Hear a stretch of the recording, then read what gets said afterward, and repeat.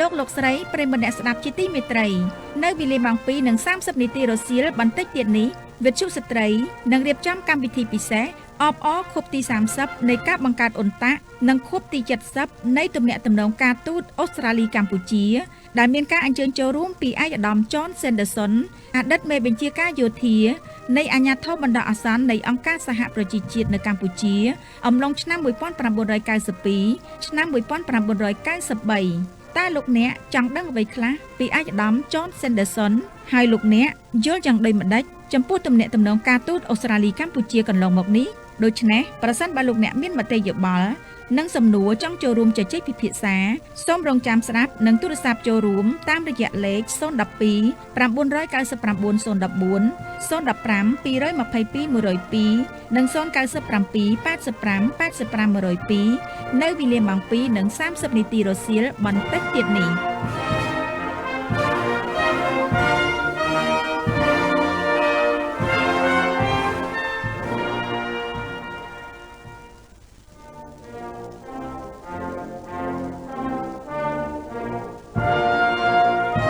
ជំរាបសួរនាងកញ្ញាលោកស្រីប្រិយមិត្តអ្នកស្ដាប់ជាទីមេត្រី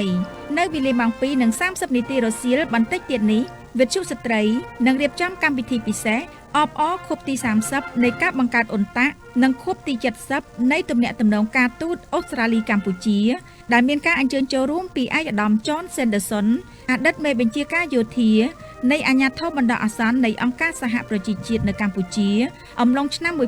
1992 ឆ្នាំ 1993 តើលោកអ្នកចង់ដឹងអ្វីខ្លះពីឯកឧត្តម John Sanderson ហើយលោកអ្នកយល់យ៉ាងដូចម្ដេចចំពោះទំនាក់ទំនងការទូតអូស្ត្រាលីកម្ពុជាកន្លងមកនេះដូច្នេះប្រសិនបើលោកអ្នកមានមតិយោបល់និងសំណួរចង់ចូលរួមជជែកពិភាក្សា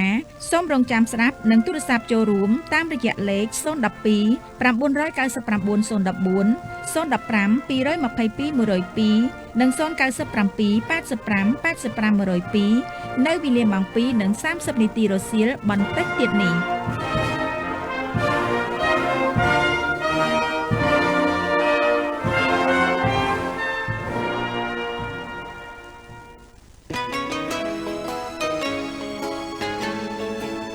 បេសកកម្មរបស់យើងគឺសម្រាប់ស្ត្រីនិងសង្គម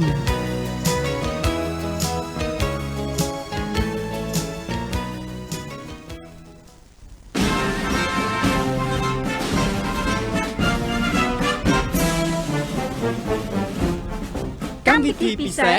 អបអរខួបទី30នៃការបង្កើតអ៊ុនតាក់នៅកម្ពុជានិងខួបទី70នៃទំនាក់ទំនងការទូតរវាងអូស្ត្រាលីកម្ពុជា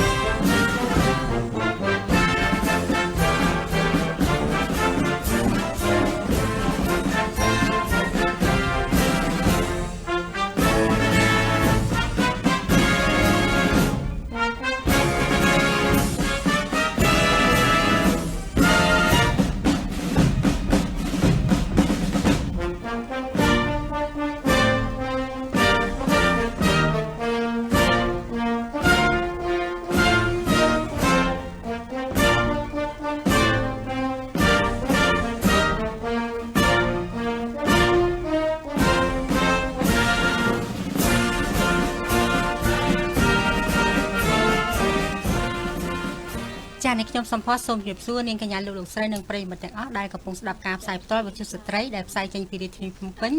FM 103.5 និងស្ថានីយ៍ផ្សាយបន្តនៅខេត្តកំពង់ធំ FM 104 ខេត្តបាត់ដំបង FM 106.3 ខេត្តកំពង់ចាម 99.3 និងលោកអ្នកនាងដែលកំពុងតែទស្សនាតាមទំព័រ Facebook វិទ្យុស្ត្រី Women Radio ឬក៏ស្ដាប់ការផ្សាយផ្ទាល់តាម website របស់មណ្ឌលព័ត៌មានស្ត្រីកម្ពុជា www.wmc.org.kh ចាថ្ងៃនេះវិទ្យុស្ត្រីនៃអង្គការមណ្ឌលព័ត៌មានស្ត្រីកម្ពុជាបានរៀបចំកម្មវិធីពិសេសមួយដើម្បីចូលរួមអបអរខួប30ឆ្នាំនៃការបង្កើតUNTACនិងខួប70ឆ្នាំនៃទំនាក់ទំនងការទូតរវាងកម្ពុជាអូស្ត្រាលីដែលកម្មវិធីយើងខ្ញុំមានកិត្តិយសយ៉ាងក្រៃលែងដោយទទួលបានការអញ្ជើញចូលរួមពីឯកឧត្តមស្នេហ៍ឯក John Sanderson អតីតមេបញ្ជាការកងរក្សាសន្តិភាពរបស់អង្គការសហប្រជាជាតិប្រចាំនៅកម្ពុជាដែលយើងហៅកាត់ថាUNTACនិងលោកជំទាវ Sanderson និងមានអ្នកសម្រួលភាសាគឺអ្នកស្រីព្រាបសូលីស៊ូជាមន្ត្រីបម្រើការងារនៅស្ថានទូតអូស្ត្រាលីប្រចាំនៅកម្ពុជាចានាងកញ្ញាលោកលោកស្រីនិងប្រិយមិត្តអាចចូលរួមកម្មវិធីយើងបានតាមរយៈទូរស័ព្ទចូលរួមដោយផ្ទាល់ឬក៏ comment នៅលើទំព័រ Facebook លេខទូរស័ព្ទយើងមាន3ខ្សែគឺ012 999 014 015 222 102 097 85 85 102ចាសូមជូនម្ដងទៀត012 999 014 015 222 102 097 85 85 102ចាលោក John Sanderson បានបម្រើការងារក្នុងវិស័យយោធាទាំងនៅក្នុងប្រទេសអូស្ត្រាលីទាំងនៅបរទេសដូចជាប្រទេសម៉ាឡេស៊ីនៅវៀតណាមនិងអង់គ្លេសនៅខែតុលាឆ្នាំ1991លោកជាទីប្រឹក្សារបស់អគ្គលេខាធិការក្នុងការធ្វើផែនការសម្រាប់អាជ្ញាធរបណ្ដោះអាសន្ននៃអង្គការសហប្រជាជាតិប្រចាំនៅកម្ពុជាបន្ទាប់មកលោកជាមេបញ្ជាការយោធារបស់អាជ្ញាធរដែលមានឋានៈជាឧត្តមសេនីយ៍ឯកនៅខែតុលាឆ្នាំ1993លោកបានវិលត្រឡប់ទៅប្រទេសរបស់ខ្លួនវិញហើយត្រូវបានតែងតាំងជាមេបញ្ជាការកងកម្លាំងចម្រុះអូស្ត្រាលីដំបូងគេនៅខែមិថុនាឆ្នាំ1997តំណែងរបស់គាត់ត្រូវបានប្តូរទៅជាអគ្គមេបញ្ជាការកងទ័ពជើងគោកចាការរួមចំណែករបស់លោកចំពោះប្រទេសកម្ពុជាត្រូវបានទទួលស្គាល់នៅឆ្នាំ2006នៅពេលដែលលោកបានទទួលមេដាយមហាសិរីវ័ត្រពីព្រះករុណាព្រះបរមរតនកោដ្ឋព្រះបាទសម្ដេចព្រះនរោត្តមសីហនុព្រះមហាក្សត្រនៃប្រជាណាចក្រកម្ពុជាចានៅពេលនេះលោកនិងលោកជំទាវមានវត្តមានក្នុងបន្ទប់ផ្សាយនិងខ្ញុំជំរាបសួរអាដាម John Sanderson និងលោកជំទាវ Sanderson ចា Thank you for your welcome ចាអរគុណច្រើនលោកចាមុននឹងឈានចូលធានបទថ្ងៃនេះនាងខ្ញុំសូមរំលឹកដើមចូលបន្តិចសិនដែលនាំឲ្យមានវត្តមានUNTACនៅកម្ពុជា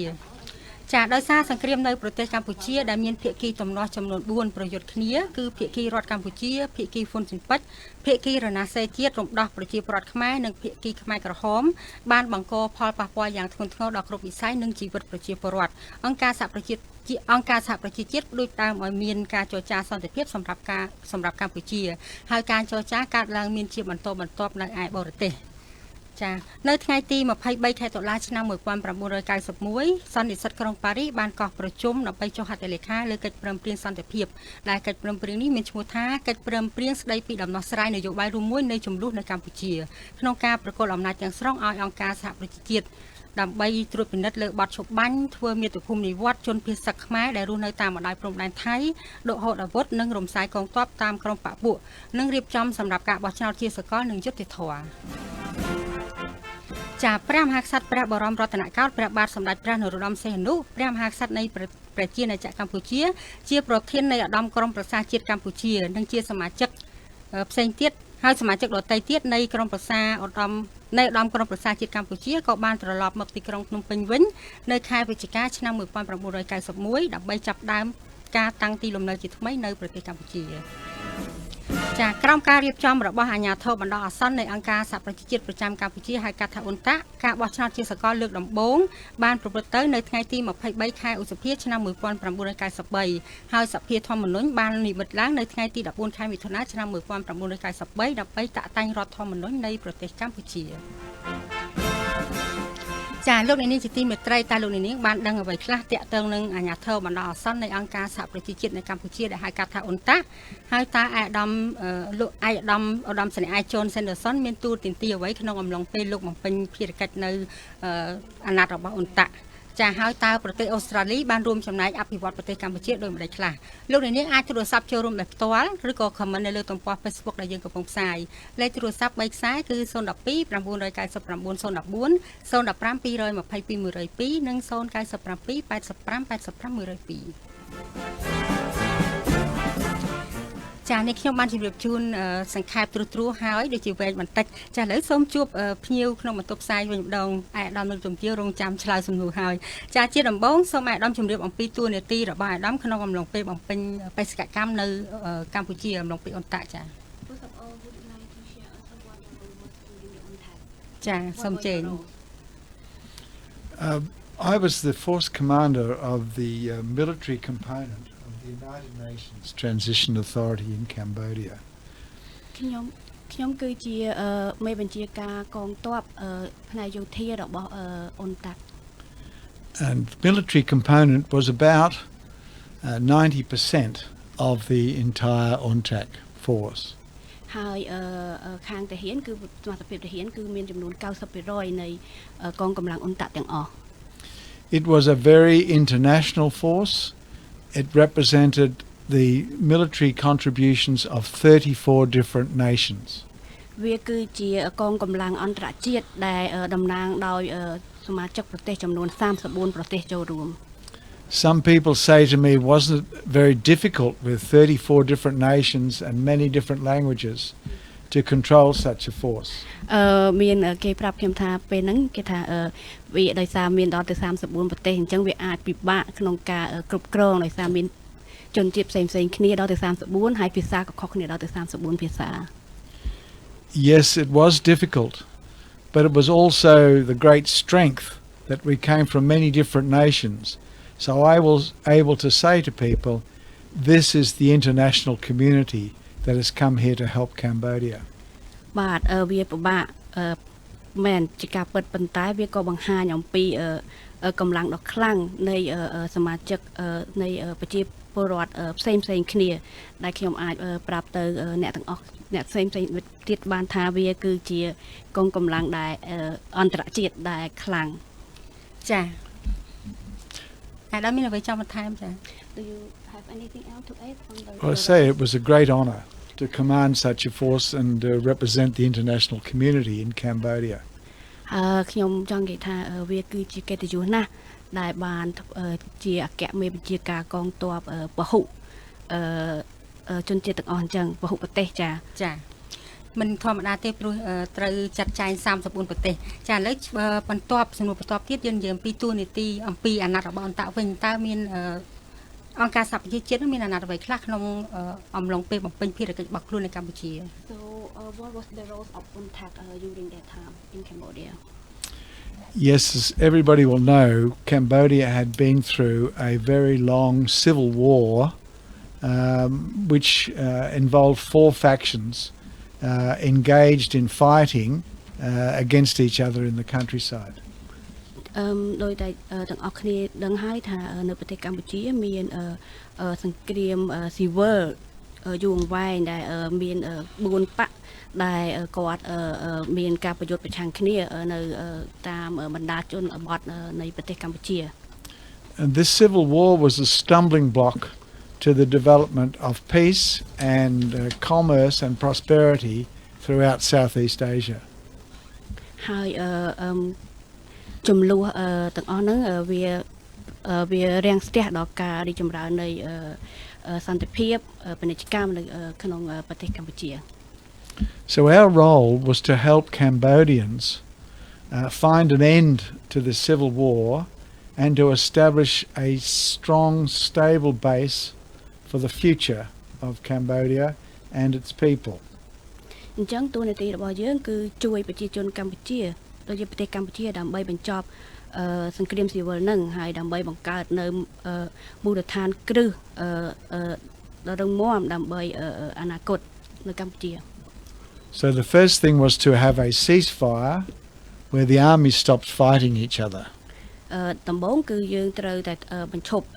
ការប្រយុទ្ធគ្នា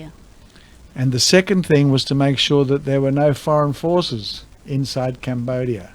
So we also had to cover the borders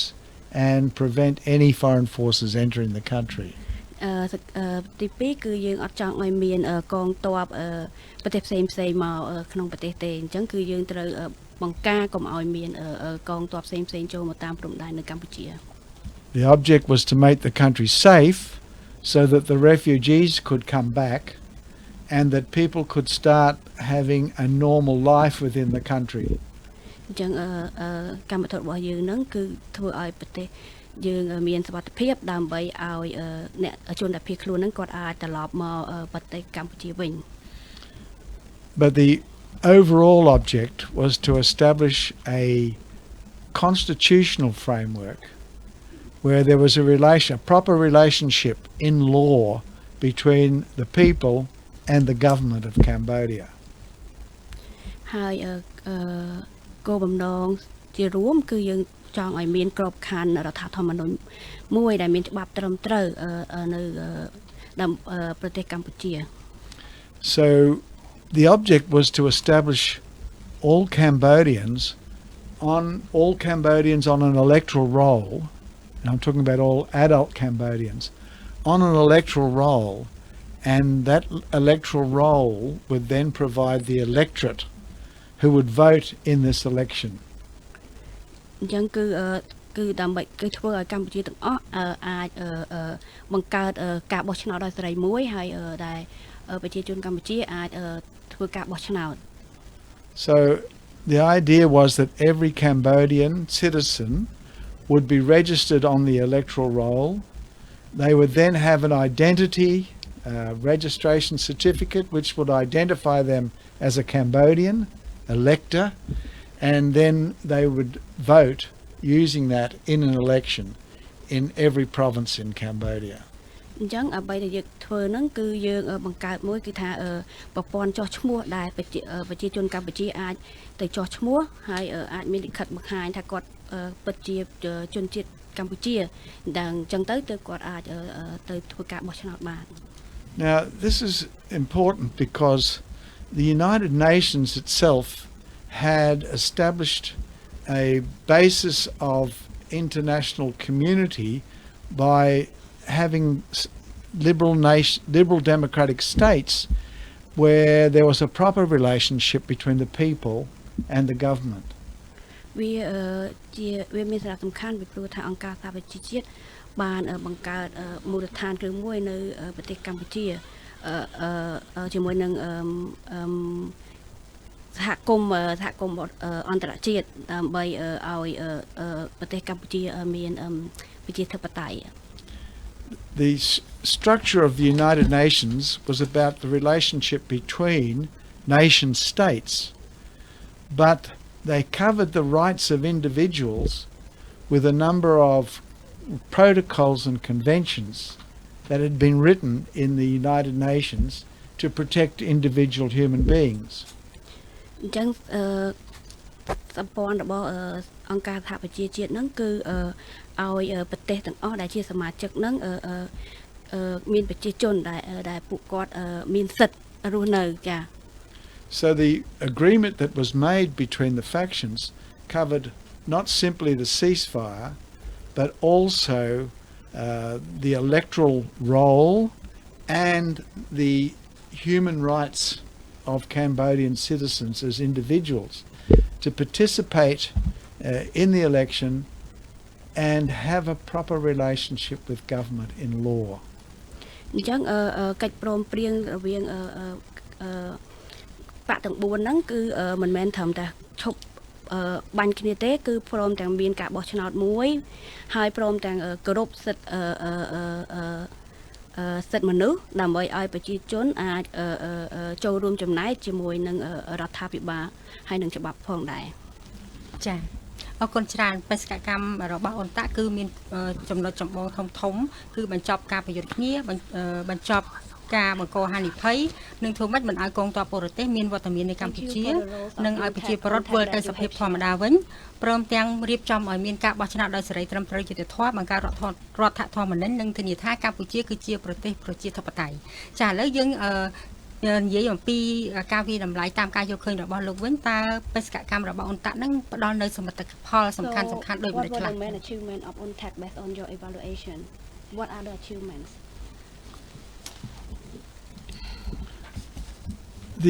The steps in this process required all of the factions, the 4 factions, to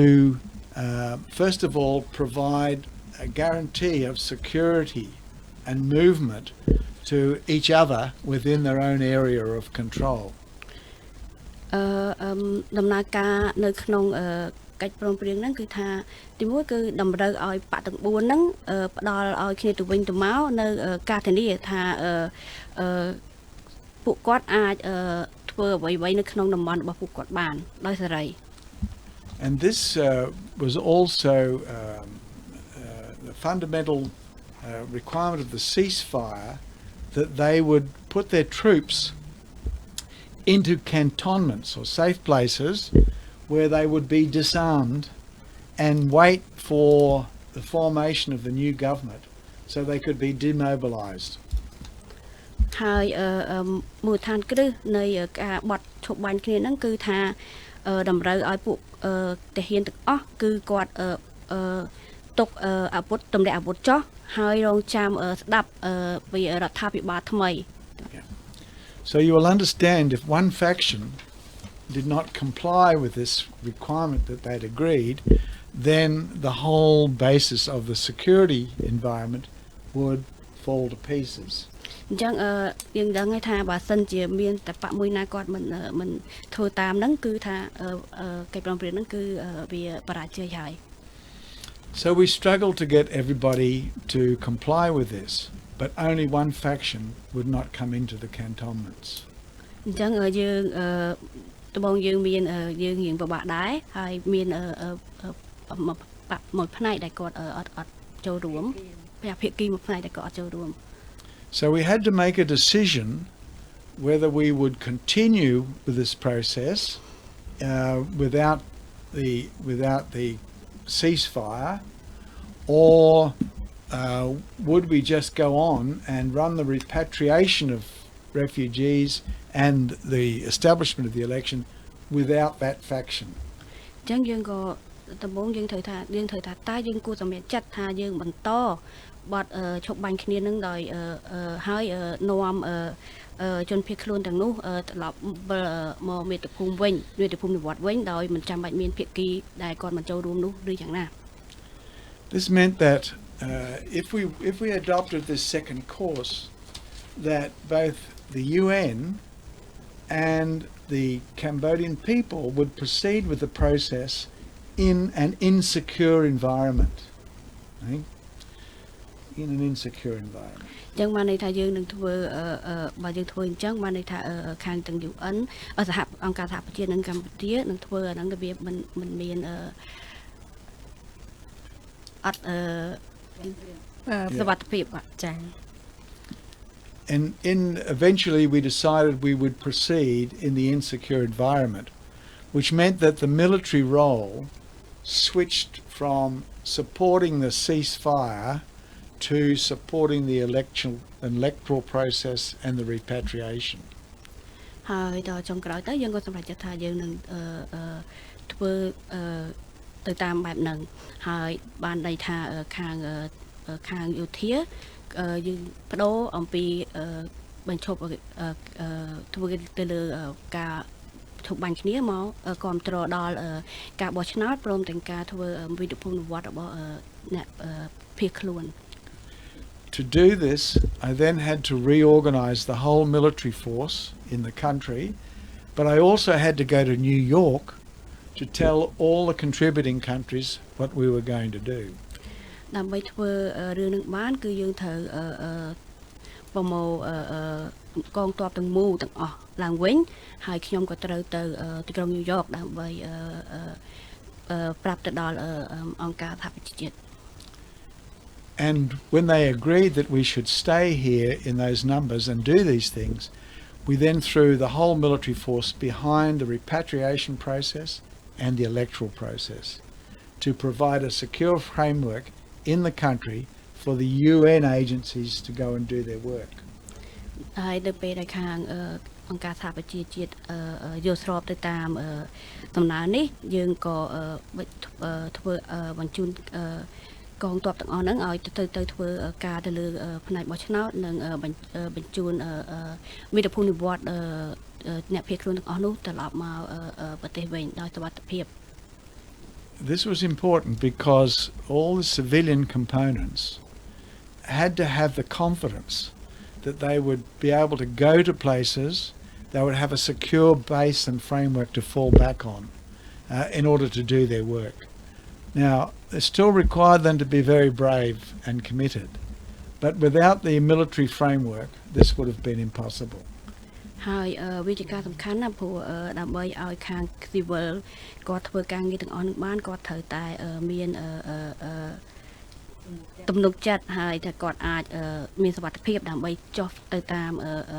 ធ្វើការងារនេះទៅតាមភូមិឃុំអញ្ចឹងហើយខាងយោធាគឺសំខាន់ណាស់ក្នុងការធ្វើឲ្យមានទំនុកចិត្តទាំងនេះ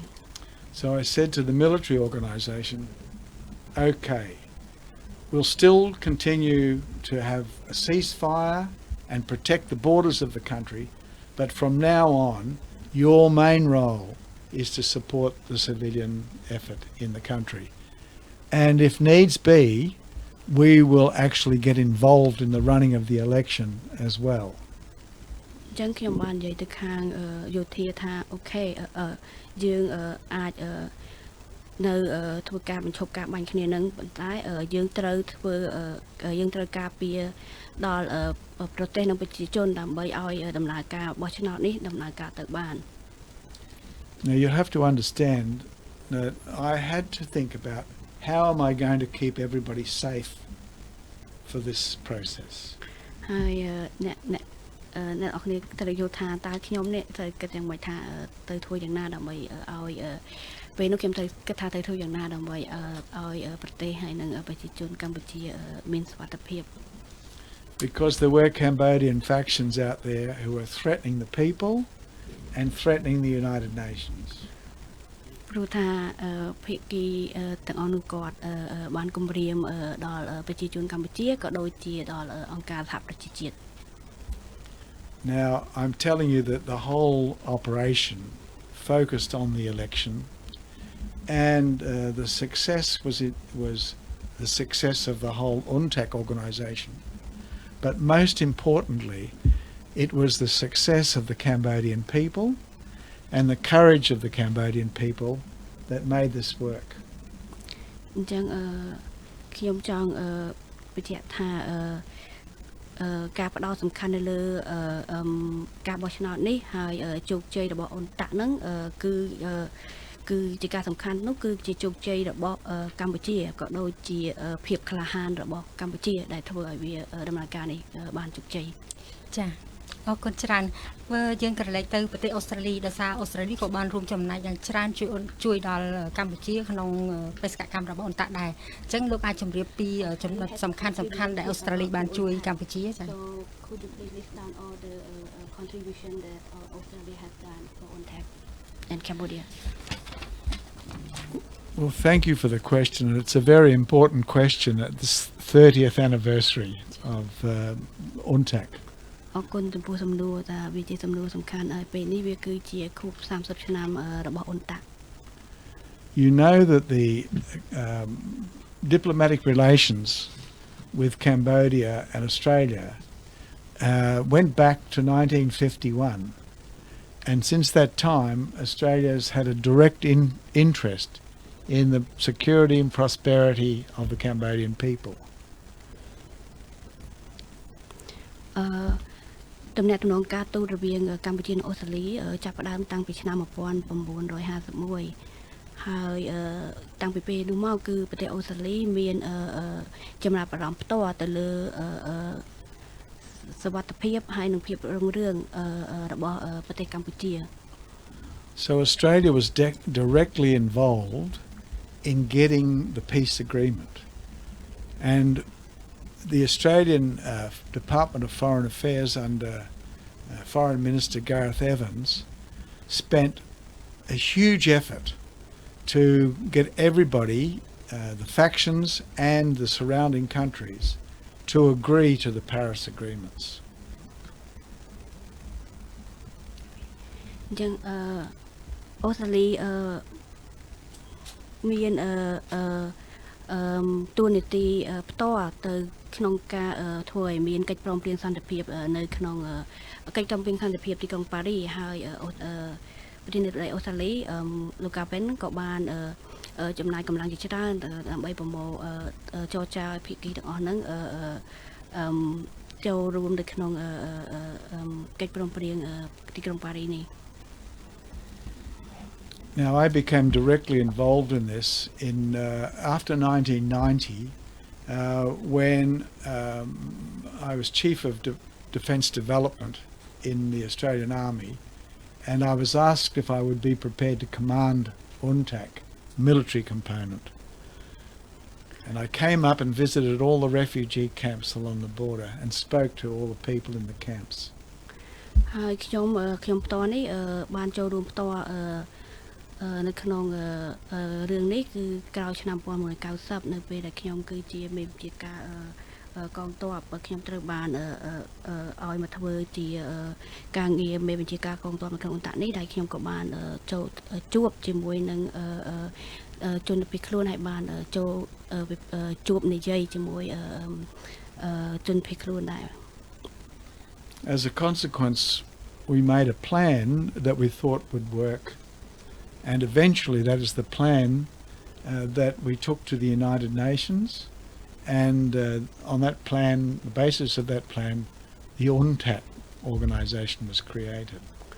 ហើយ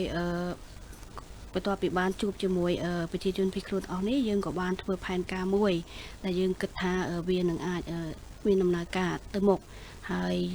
បន្ទាប់មកយើងក៏យកផែនការទាំងនោះទៅ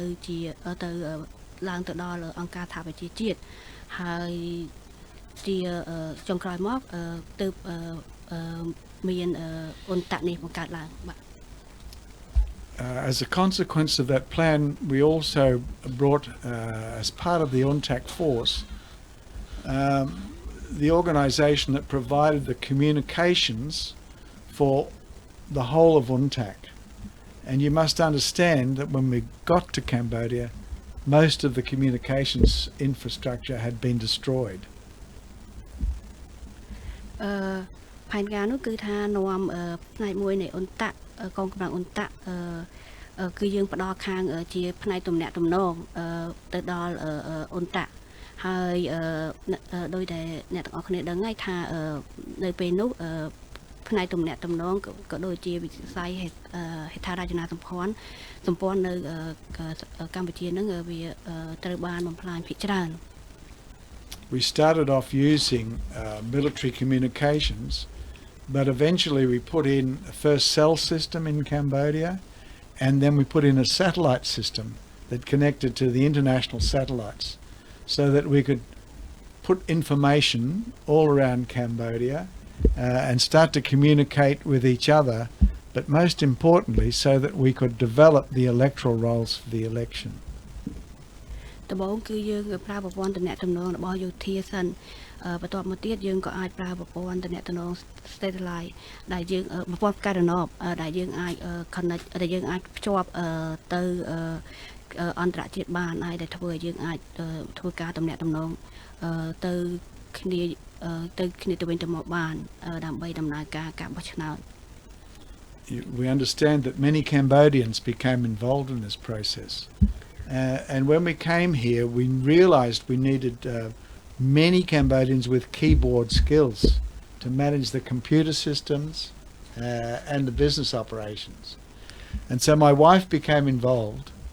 in the process of developing keyboard skills amongst young Cambodians. យើងដឹងថាយើងត្រូវការប្រជាជនកម្ពុជាដើម្បីចូលរួមនៅក្នុងដំណើរការនេះហើយអញ្ចឹងយើងត្រូវការអ្នកដែលគាត់ចេះកុំព្យូទ័រហ្នឹងហើយអញ្ចឹងហើយនៅពេលនោះហើយដែលភរិយារបស់ខ្ញុំគាត់ចាប់ផ្ដើមមកចូលរួមក្នុងវិស័យការងារនេះជាមួយនឹងខ្ញុំ You also should understand we needed 50,000 young Cambodians to help us to develop the electoral rolls and to help us run the election. This was an enormous training experience. អ្នកអរគុណយល់ថាយើងត្រូវការមនុស្ស50,000 នាក់ដើម្បីធ្វើការងារក្នុងការបោះឆ្នោតនេះហើយវាគឺជាចំនួនដែលច្រើនដែលត្រូវការបទពិសោធន៍ការបណ្ដុះបណ្ដាលច្រើន This was all done in a very short period of time. But I should tell you it would not have been possible unless the Cambodians had engaged enthusiastically with the whole process. So we were very lucky in that regard. ហើយការងារទាំងអស់ហ្នឹងវាត្រូវធ្វើក្នុងរយៈពេលខ្លីអញ្ចឹងខ្ញុំចង់ប្រាប់ថាវាមិនអាចទៅធ្វើបានទេបើសិនជាមិនមានការចូលរួមពីប្រជាជនកម្ពុជាដែលពួកគាត់រីករាយនឹងចូលរួមចំណែកជួយដល់ដំណើរការទាំងនេះចា៎អរគុណច្រើនលោកជំទាវស្ងាត់ចឹងមុននឹងជួបប្រិមិត្តក្រុមការងារប្រាប់ថាមានប្រិមិត្តចង់ជំរាបសួរប៉ុន្តែសូមជួបលោកជំទាវបន្តិចសិនចាមិញអាដាមមានប្រសាសន៍ឲ្យថាក្នុងអំឡុងពេលអូនតាក់ហ្នឹងលោកជំទាវក៏បានជួយផ្នែកកុំព្យូទ័រប៉ុន្តែយើងអត់ទាន់ច្បាស់ទេអញ្ចឹងតើលោកជំទាវបំពេញការងារអ្វីខ្លះមានទូនាទីអ្វីខ្លះក្នុងអំឡុងពេលអូនតាក់ So what did you do at that time given sir have mentioned about your roles in UNTAC Well, my first job arriving here was to look after him. ចឹងការងារដំបូងរបស់ខ្ញុំមកដល់នេះគឺមកជួយមើលគាត់ And I found that there were non-government organisations being set up to do all sorts of work, and as I was a teacher I could do business skills, and so I offered my services to one of the non-government organisations, a feeder. ចឹងពេលដែលខ្ញុំមកនេះខ្ញុំឃើញថាមានអង្គការក្រៅរដ្ឋាភិបាលមួយចំនួនកំពុងតែបង្កើតឡើងហើយធ្វើការលើវិស័យគ្រប់វិស័យទាំងអស់ហើយដោយសារខ្ញុំជាគ្រូបង្រៀនហើយខ្ញុំគិតថាខ្ញុំអាចប្រើប្រាស់ជំនាញខាងពាណិជ្ជកម្មរបស់ខ្ញុំបានអញ្ចឹងខ្ញុំក៏បានចូលបម្រើការងារជាមួយនឹង AFIDA And we had to find Cambodian teachers who had the qualifications and that's where it started on a very small scale with very simple typewriters, manual typewriters. ចឹងយើងដំបូងគឺយើងត្រូវរកគ្រូបង្រៀនជនជាតិកម្ពុជាដែលគាត់មានសមត្ថភាពហើយដំបូងគឺយើងចាប់ផ្ដើមជាមួយនឹងចំនួនតិចតួចហើយត្រូវការជំនាញធម្មតាសាមញ្ញដូចជាចេះវាយកុំព្យូទ័រអង់គ្លេសលេខ It's probably something that young people here can't imagine because they're all on their devices, but there was no electricity available to have anything more modern than that to start with. ប្រហែលជាក្មេងៗជំនាន់ក្រោយគាត់អត់អាចស្គាល់ទេព្រោះពេលនោះព្រោះសប្តាហ៍ថ្ងៃហ្នឹងយើងសិតតែមានសម្ភារៈទំនើបដែលសម័យនោះគឺយើងត្រូវប្រើឧបករណ៍ទាំងនោះព្រោះយើងអត់មានភ្លើងអគ្គិសនីប្រើទេចាបើយើងនិយាយពីស្វាមីភរិយាគេតែនិយាយថាបរិយាដែលជោគជ័យគឺមានភរិយាអស្ចារ្យម្នាក់នៅពីក្រោយអញ្ចឹងការលោកជំទាវបានរួមចំណែកជួយស្វាមីដោយម្ដេចខ្លះក្នុងពេលដែលស្វាមីទទួលបន្ទុកដ៏ធំមួយចា So what did you do what did you help his excellency because he had a very huge responsibility So what did I do? What did you do to help him? Like,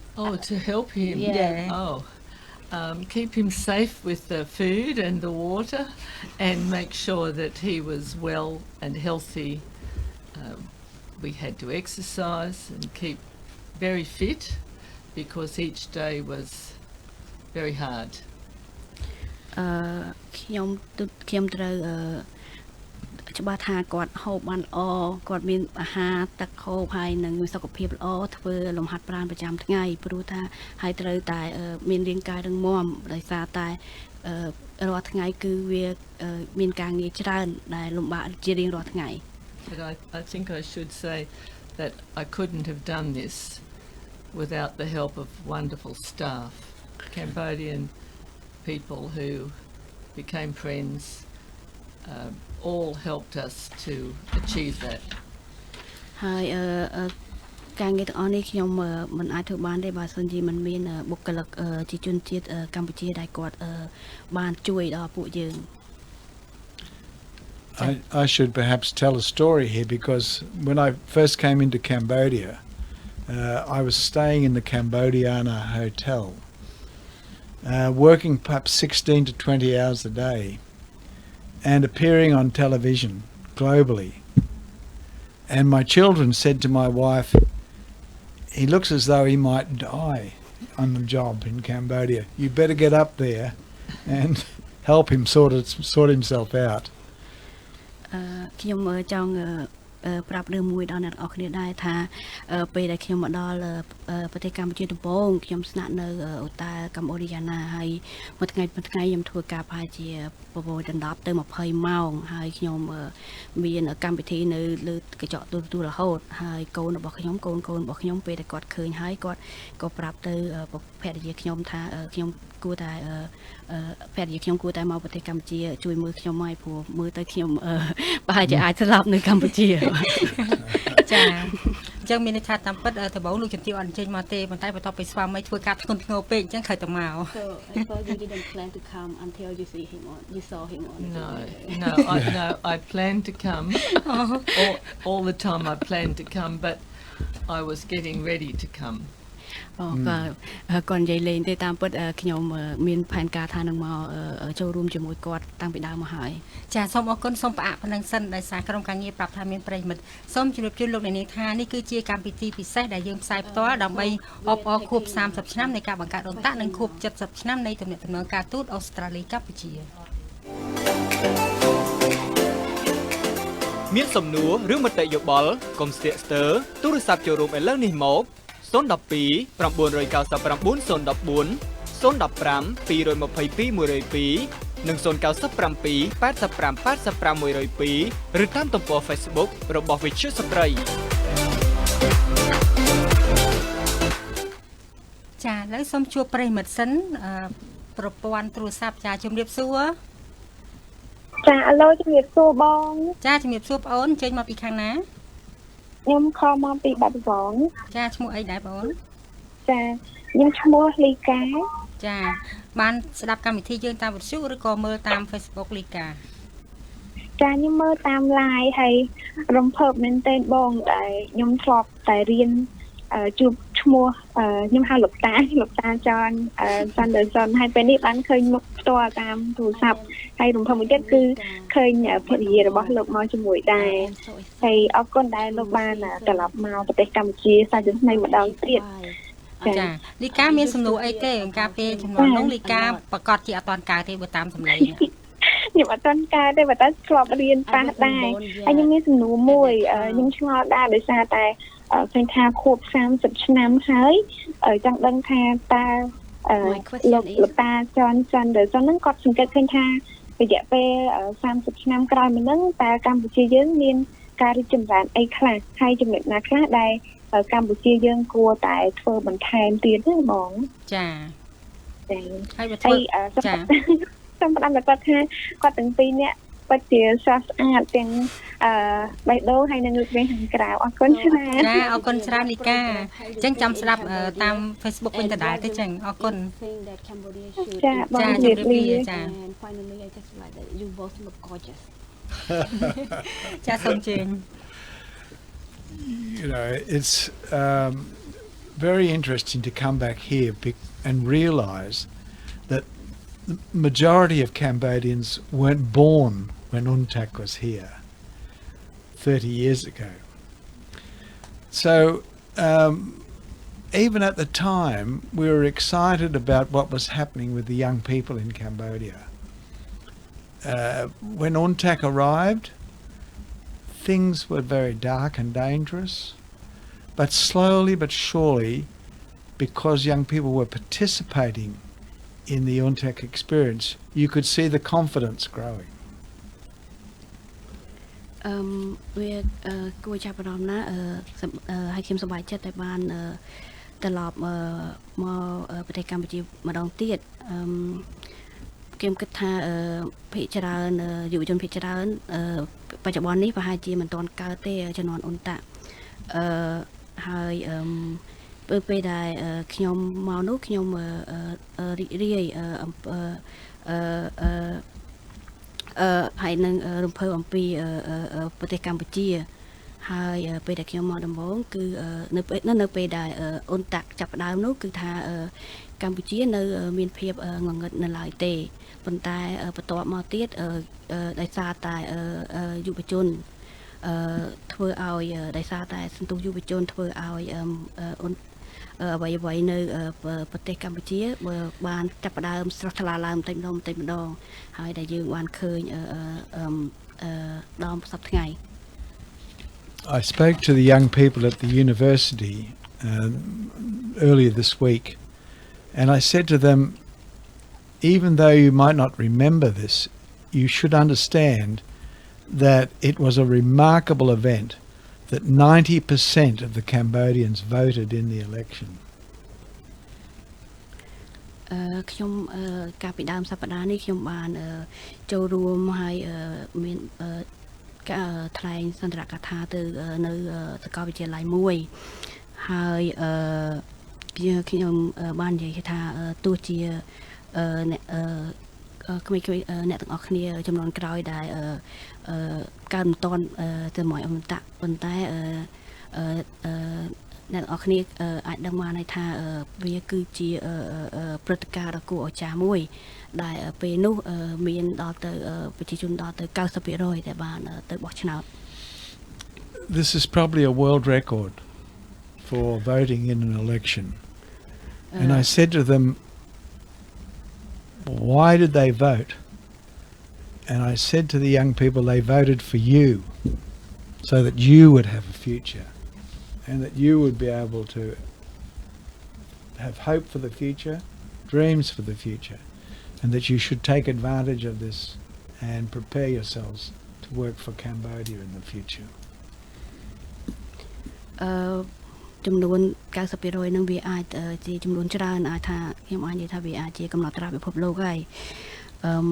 ហើយខ្ញុំបានជួបនិយាយជាមួយនឹង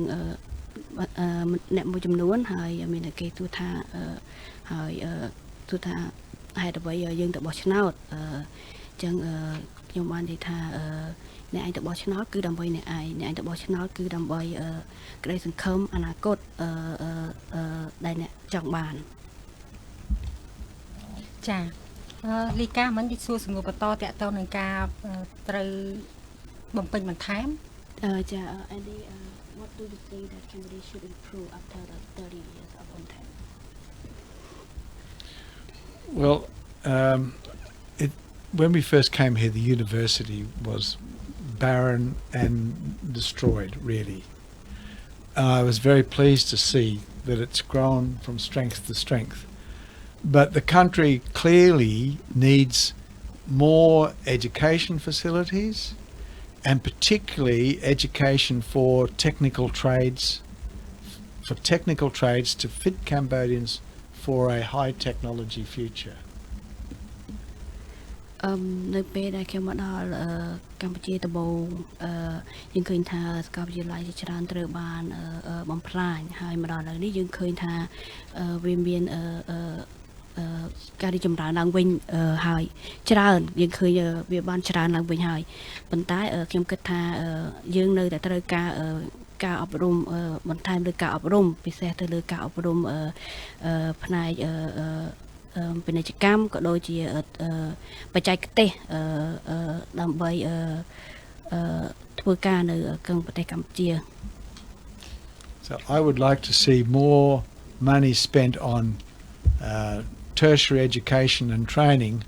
and probably less on high-rise buildings. អញ្ចឹងខ្ញុំចង់ឃើញថាយើងផ្ដោតសំខាន់ទៅលើការអប់រំកម្រិតថ្នាក់ឧត្តមសិក្សាជាច្រើនជាជាងការបណ្ដុះបណ្ដាលខាងកម្លាំងចាជាងសង់ផ្ទះសង់អីជាងសំណង់ចាមិនថាធ្វើម៉េចលោកចង់ឃើញកម្ពុជាយុវជនកម្ពុជាទទួលបានការអប់រំកាន់តែខ្ពស់បច្ចេកវិទ្យាជាងឃើញតែអាគារសំណង់ចាអរគុណច្រើន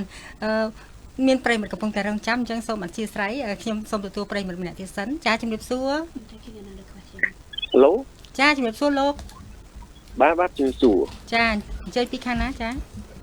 ខ្ញុំនៅភ្នំពេញនេះបាទចាសូមស្គាល់ឈ្មោះបានទេខ្ញុំលោកច័ន្ទ ជាប្រិមិត្តស្ដាប់វិទ្យុស្ត្រីជាប្រចាំហើយជំរាបសួរអាដាមJohn Sanderson ហើយជំរាបសួរលោកជំទាវផងបាទចា៎ហើយសូមសម្ដែងនឹងការគោរពរាប់អានក្នុងនាមជាប្រជាពលរដ្ឋកម្ពុជាចំពោះលោកទាំងពីរបាទចំពោះអាដាមលោកជំទាវបាទហើយជាកិត្តិយសណាស់ដែលកម្ពុជាជាពិសេសវិទ្យុស្ត្រីថ្ងៃហ្នឹងបានទទួលការអញ្ជើញចូលរួមពីអាដាមលោកជំទាវនៅក្នុងកម្មវិធីផ្សាយពិសេសខ្ញុំបានស្ដាប់តាំងពីដើមកម្មវិធីមកខ្ញុំមានសំណួរមួយជូនអាដាមលោកជំទាវបាទចាអញ្ជើញលោកចាបាទហើយចង់ដឹងថាក្នុងនាមជាធ្លាប់ជាអតីតអ្នកដឹកនាំមួយរូបដែរហើយក្នុងការផ្សារភ្ជាប់ទំនាក់ទំនងកម្ពុជាអូស្ត្រាលីឥឡូវនេះគឺខួប70ឆ្នាំហើយតើអូស្ត្រាលីឬក៏អាដាមផ្ទាល់តែម្ដងមានគម្រោងនឹងជួយអ្វីបន្ថែមដល់កម្ពុជាទេខណៈដែលកម្ពុជានៅតែជាប្រទេសដែលកំពុងអភិវឌ្ឍនៅទុនខ្សោយនៅឡើយហើយមួយទៀតមានគម្រោងជួយលើប្រព័ន្ធផ្សព្វផ្សាយជាពិសេសដូចវិទ្យុស្ត្រីអីជាដើមហ្នឹងជាវិទ្យុឯករាជ្យដែលមិនមានចំណុះទៅខណៈមួយថាយ៉ាងតាអូស្ត្រាលីឬក៏អាដាមមានអីចង់ជួយវិទ្យុឬក៏អង្គការដែល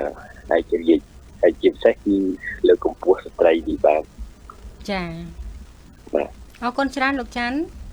បាទអរគុណច្រើនចាជម្រាបលាបាទជំរាបលាបាទសំណួរទី1មិញគាត់ថាសំណួរទី1ក្នុងនាមលោកជាអតីតមេបញ្ជាការកងទ័ពលោកមានតួនាទីខ្ពស់អញ្ចឹងគាត់ភ្ជាប់ពេលសំណួររបស់គាត់ថាតើអូស្ត្រាលីមានគម្រោងជួយអ្វីបន្ថែមដល់កម្ពុជាអូស្ត្រាលីមិនគាត់ទេចាអូស្ត្រាលីចាអូខេអរគុណបង So I have two questions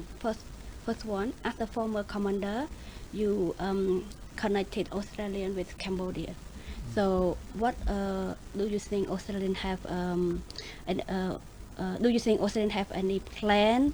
any other plan to help Cambodia given we are still weak and in developing stage I know that since 1994 more than 20,000 Cambodians have gone to Australia for education. Okay, this process goes back a long way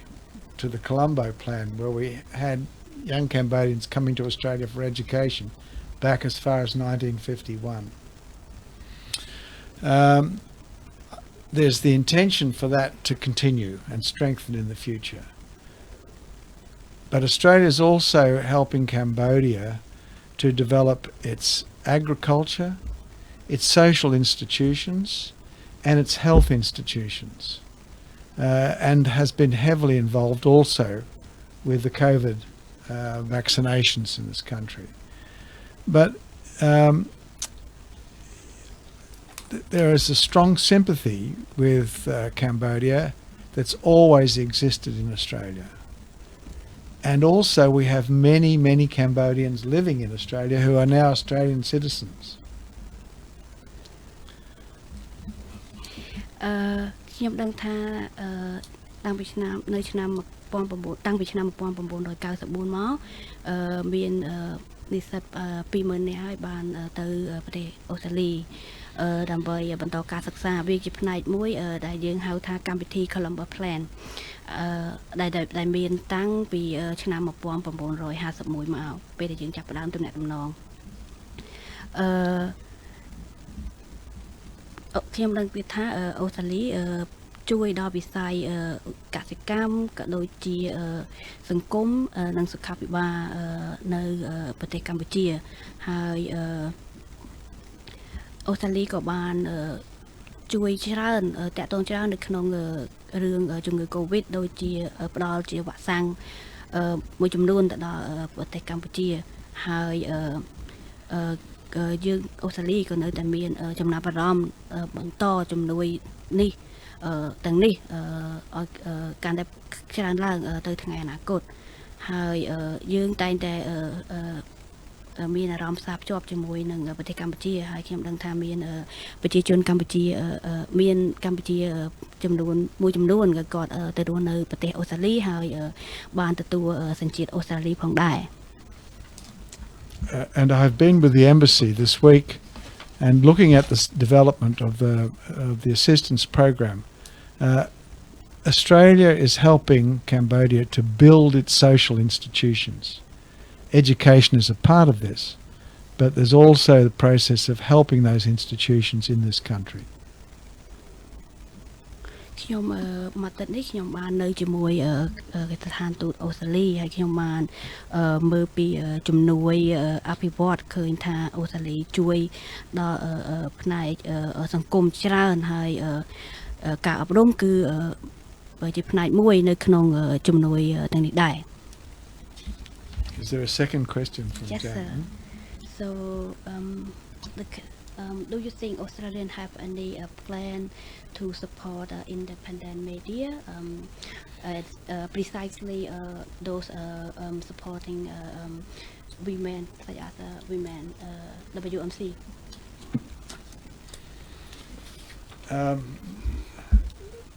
I'm very pleased to see that we have a radio station operating such as yours throughout Cambodia and asking questions like this. ខ្ញុំវិទ្យាដែលឃើញស្ថានីយ៍វិទ្យុដូចជា WMC នេះដែលកំពុងតែមានដំណើរការនៅកម្ពុជាហើយរីករាយជាមួយនឹងសំណួរនេះដែរ You know, these are social institutions that grow in strength as more people are educated and more people want to have a voice in the running of their country. នេះគឺជាផ្នែកមួយនៃវិទ្យាស្ថានសង្គមដែលអាចឆ្លុះបញ្ចាំងឲ្យឃើញថាប្រជាជនកាន់តែច្រើនបានទទួលការបណ្ដុះបណ្ដាលហើយចង់ឲ្យសម្លេងរបស់គាត់បានឮនៅក្នុងប្រទេស I say to people, everybody I talk to says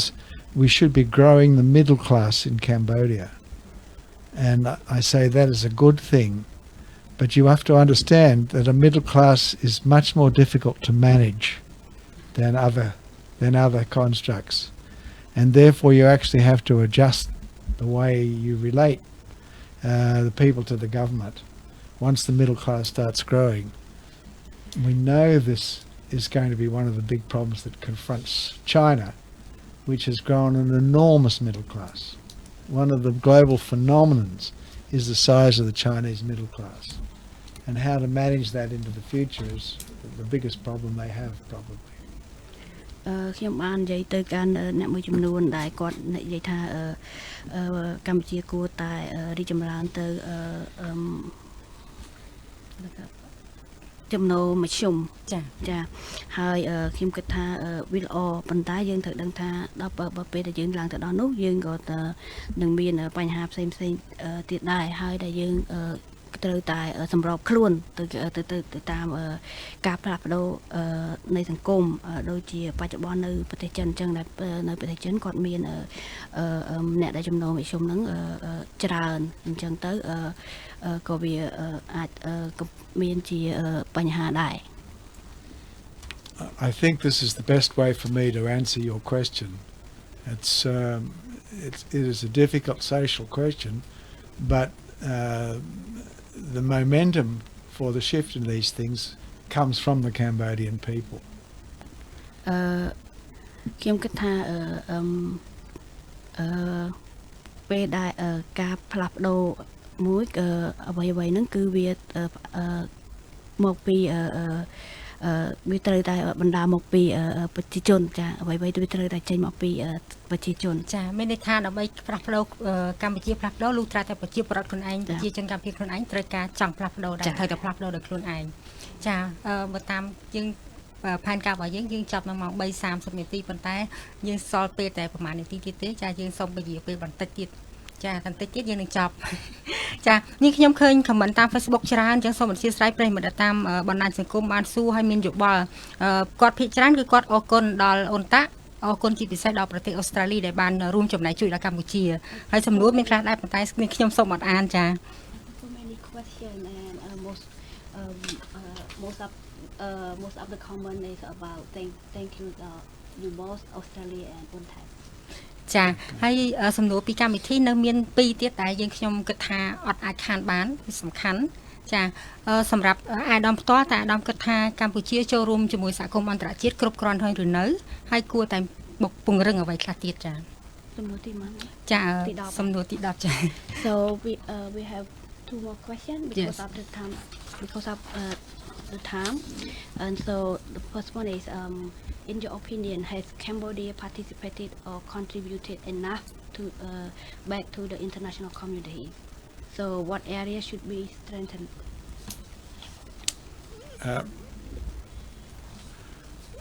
the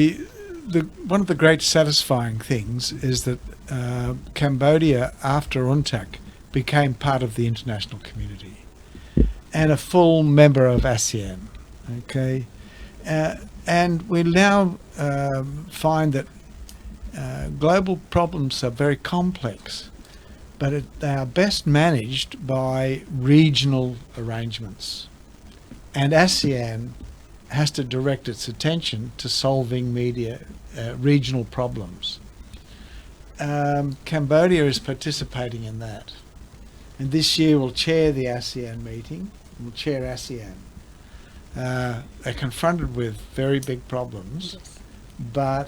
they are participating in that as best they can.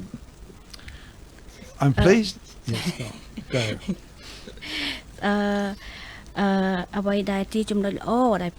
យើងខ្ញុំគិតថាយើងសប្បាយចិត្តបំផុតនោះគឺថាបន្ទាប់ពីអ៊ុនតាក់មកគឺប្រទេសកម្ពុជាជាផ្នែកមួយនៃសហគមន៍អន្តរជាតិក៏ដូចជាអាស៊ានហើយនឹងអាស៊ានដែរហើយយើងត្រូវដឹងថាបញ្ហាជាសកលគឺត្រូវភាពស្មុគស្មាញបញ្ហាជាសកលគឺត្រូវគ្រប់គ្រងចាត់ចែងទៅតាមតំបន់ហើយខ្ញុំដឹងថានៅក្នុងឆ្នាំនេះកម្ពុជាក៏ជាប្រធានអាស៊ានផងដែរ And I'm also very pleased to see that Cambodia has contributing to United Nations peacekeeping operations, particularly in the mine clearing area, which there is a lot of expertise in this country for. ខ្ញុំរីករាយដែលឃើញប្រទេសកម្ពុជាបានចូលរួមជាមួយនឹងដំណើរការសន្តិភាពរបស់អង្គការសហប្រជាជាតិក៏ដូចជាការដោះមីន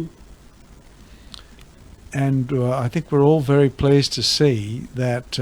Cambodia has taken a very responsible position in supporting Ukraine in this most recent conflict. And the understanding that the whole world framework of peace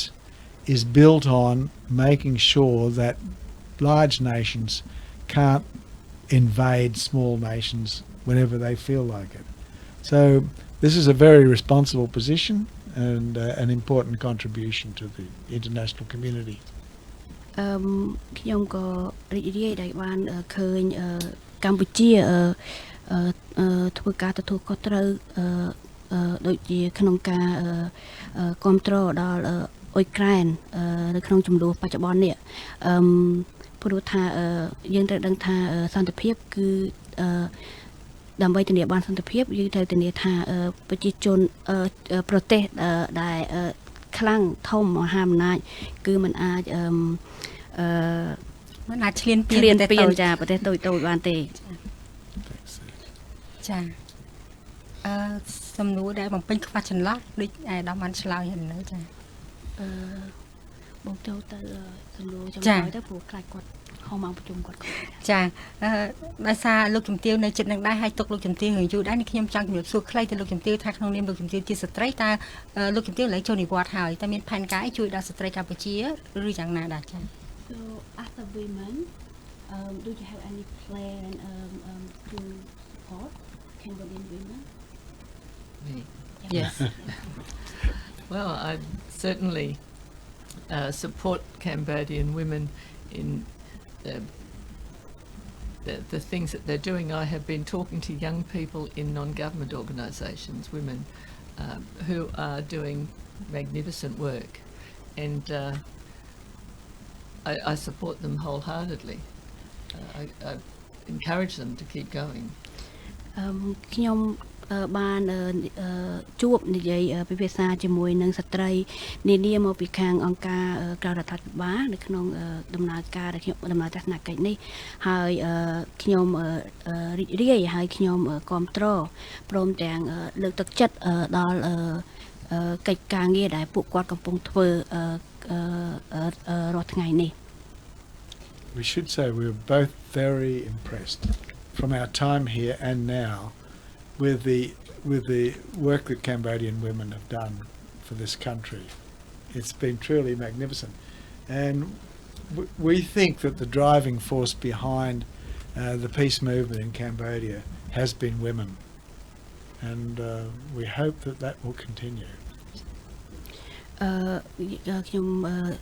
នឹងពីរអ្នកចង់បង្ហាញថាយើងពិតជាយើងពិតជាមានចំណាប់អារម្មណ៍ហើយចំពោះស្ត្រីនៅកម្ពុជាពួកគាត់ពិតជាបំពេញការអស្ចារ្យបំពេញការងារច្រើនហើយខ្ញុំគិតថាអ្វីដែលកម្ពុជាមកដល់សប្តាហ៍ថ្ងៃនេះរួមទាំងសន្តិភាពទាំងអ្វីគ្រប់យ៉ាងនេះគឺចលករខាងក្រោយនៃអ្វីដែលយើងមានបានសប្តាហ៍ថ្ងៃនេះគឺបណ្ដាលមកពីស្ត្រីចា៎ សូមតែមួយចុងក្រោយខ្លីទេដែលសារយើងអស់មកហើយដែរអនុសាសន៍របស់ឯកឧត្តមផ្ទាល់ដើម្បីអភិវឌ្ឍប្រទេសកម្ពុជានិងកិច្ចសហប្រតិបត្តិការអន្តរជាតិហើយចំណុចមួយដែលខ្ញុំសូមផ្សារភ្ជាប់នោះគឺនៅក្នុងកិច្ចព្រមព្រៀងសន្តិភាពទីក្រុងប៉ារីសគឺធានាថាកម្ពុជាអនុវត្តតាមរបបប្រជាធិបតេយ្យហើយឆ្នាំនេះគឺជាឆ្នាំដែលកម្ពុជានឹងបោះឆ្នោតនៅខែមិថុនាខាងមុខបោះឆ្នោតក្រុមប្រឹក្សាឃុំសង្កាត់ហើយឆ្នាំក្រោយបោះឆ្នោតជ្រើសរើសតំណាងរាស្ត្របោះឆ្នោតជាតិអញ្ចឹងតើឯកឧត្តមមានអនុសាសន៍យ៉ាងណាដើម្បីឲ្យកម្ពុជាអាចអភិវឌ្ឍប្រទេសបានហើយកិច្ចសហប្រតិបត្តិការអន្តរជាតិកាន់តែប្រសើរហើយមិនលុបបំបាត់ស្មារតីកិច្ចព្រមព្រៀងទីក្រុងប៉ារីសចាសូមជឿ So last question so you know that our commune district election is coming this year and our national election coming next year national election coming next year so what are your recommendation or suggestions for this since you know that Cambodia we are following what the PPA Paris Peace Agreement. The Paris Peace Agreements was all about establishing democracy in Cambodia. And democracy is all about establishing the environment where people are free to develop their creative abilities. And in developing their creative abilities, they contribute back to their nation. And so when you vote in local governments or regional governments or in national governments, you should be, in my view, looking to vote for people who will promote the environment in which people can give expression to their creativity. That seems to me to be what Cambodia needs, and people, I'm sure that Cambodians would be able to take advantage of such an environment. កិច្ចព្រមព្រៀងសន្តិភាពទីក្រុងប៉ារីសគឺបង្កើតឡើងគឺធ្វើដើម្បីបង្កើតលទ្ធិប្រជាធិបតេយ្យនៃប្រទេសកម្ពុជាហើយលទ្ធិប្រជាធិបតេយ្យគឺការបង្កើតនៅមជ្ឈដ្ឋានសេរីដែលប្រជាជនអាចមានអាចបញ្ចេញមតិចា៎អាចមានសមត្ថភាពអាចបញ្ចេញមតិសេរីអញ្ចឹងហើយអញ្ចឹងនៅពេលដែលពួកគាត់មានសមត្ថភាពទាំងអស់នោះគឺពួកគាត់ក៏អាចបំពេញទៅវិញទៅដល់ប្រទេសដែរហើយអញ្ចឹងនៅពេលដែលអ្នកបោះឆ្នោតទោះជាបោះឆ្នោតគុំសង្កាត់ឬក៏បោះឆ្នោតថ្នាក់ជាតិក្តីអញ្ចឹងខ្ញុំគិតថាអ្នកគួរតែបោះឆ្នោតទៅដល់ទៅអ្នកដែលអាចបង្កើតមជ្ឈដ្ឋានសេរីមជ្ឈដ្ឋានដែលអ្នកអាចបង្ហាញមតិយោបល់សមត្ថភាពសេរីរបស់អ្នក ចាដូច្នេះសង្ឃឹមថាគណៈបកនយោបាយទាំងអស់នឹងអនុវត្តគោលនយោបាយប្រជាធិបតេយ្យដើម្បីឲ្យប្រជាពលរដ្ឋរបស់ខ្លួនអាចបោះឆ្នោតដោយសេរីត្រឹមត្រូវនិងយុត្តិធម៌ជ្រើសរើសអ្វីដែលគេយល់ថាត្រឹមត្រូវចាយើងអស់ពេលហើយលើសពេលសូមអរគុណដល់អាដាម John Sanderson ដែលបានចំណាយពេលវេលាចូលរួមកម្មវិធីលោកជំទាវ Lawrence Sanderson ចាហើយអរគុណដល់ Solisu ដែលបានចំណាយពេលវេលាសម្រួលភាសានៅកម្មវិធីយើងថ្ងៃនេះអរគុណលោកអ្នកនាងជាពិសេសប្រិយមិត្តដែលបានស្ដាប់និងទូរស័ព្ទចូលរួមលោកអ្នកដែលទស្សនាតាមទំព័រ Facebook ហើយបើមានឱកាសយើងនឹងជួបអាដាមនិងលោកជំទាវនៅពេលក្រោយទៀតចាស់នឹងអរគុណដល់ស្ថានទូតអូស្ត្រាលីដែលបានសម្របសម្រួលឲ្យមានកម្មវិធីថ្ងៃនេះឡើងនេះខ្ញុំហៅសម្ភារនិងសហការីអាដាមលោកជំទាវនិងក្រុមការងារសូមអរគុណសូមជម្រាបលា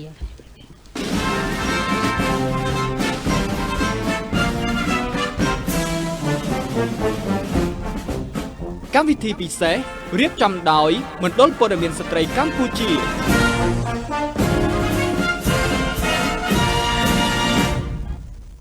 FM 103.5